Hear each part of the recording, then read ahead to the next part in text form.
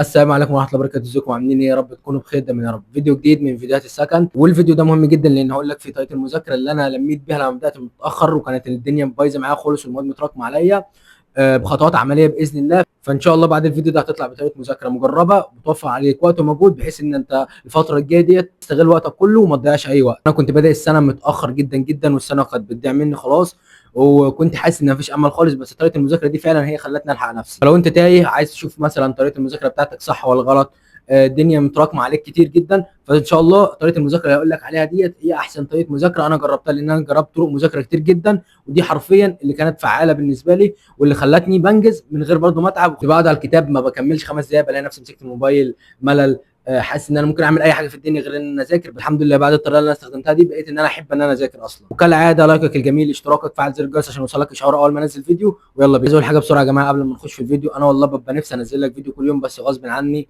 يعني مش لاقي مكان اصور فيه. انا حاليا بصور في السكن في الكهف زي ما انتم شايفين كده.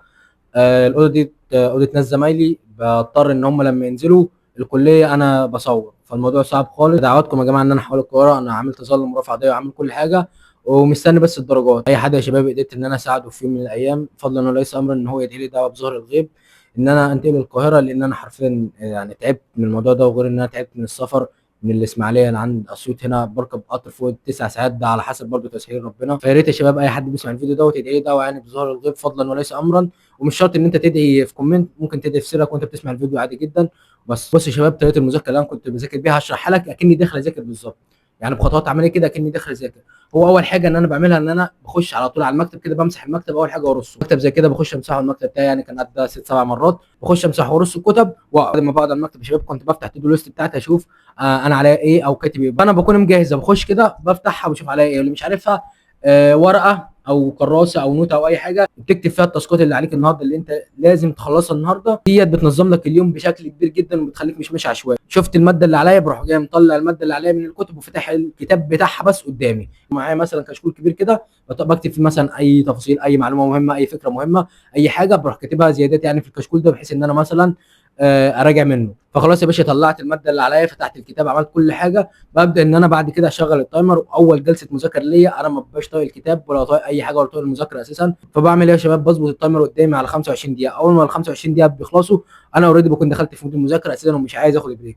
ببدا ان انا اعمل التايمر تاني 25 دقيقه تاني، فاصبح ان انا كده عندي 25 25 عندي 50 دقيقه، وبقى عندي 10 دقيقه دول ممكن اخدهم مثلا بريك، اقرا حاجه، اعمل اي حاجه بسرعه كده وارجع تاني. وحاجه مهمه جدا يا شباب نسيتها، ده بره الاوضه على طول، بره الاوضه لو بتذاكر عليه لازم بتنزل برنامج بيقفل لك التطبيقات. لو انت معاك ايفون فانت بيبقى معاك اوبشن من فوق كده اوضاع بيقفل لك الاشعارات على كل التطبيقات وبتفتحها على الحاجات اللي انت عايزها بس. فتمام يا شباب، قفلنا المخروط ده ورميناه بره الاوضه عشان ما يبقاش فيه اي مشتتات خالص. ببدا ان انا بقى طريقه المذاكره بتاعتي بفتح كده بكده وابدا ان انا اذاكر الدرس بعد كده اشرحه. يعني ممكن اذاكر جزئيه صفحه واشرحها، او اذاكر الدرس كله وابدا اشرحه. فانت بالنسبه لك ابدا صفحه يعني تذاكر جزئيه واشرحها.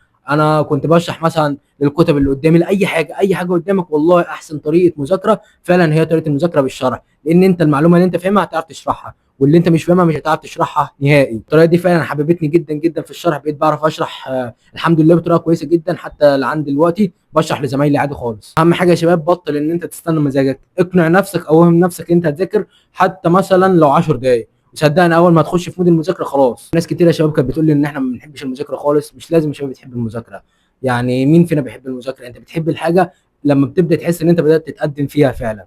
طبعا انت قاعد دلوقتي بتسمع الفيديو من غير ما تشترك في القناه، ازاي بقى؟ فهمني ازاي. انت كده كده بتتفرج على الفيديو فتخسر يعني ما تشترك في القناه وتعمل لايك للفيديو. قاعد بصور لكم في ظروف صعبه، فانت مش محتاج اكيد ان انا اقول لك اعمل لايك للفيديو، اشترك في القناه، وفعل زر الجرس عشان يوصلك اشعار اول ما انزل فيديو. يعني حاجات بديهيه يعني. بس كده يا شباب، اكتب لي المشكله اللي بتواجهك في كومنت ان شاء الله اعمل لك عليها فيديو. وخش خد لفه في القناه كده هتلاقيني متكلم في حاجات كتير كتير كتير. وبس كده، والسلام عليكم ورحمه الله وبركاته.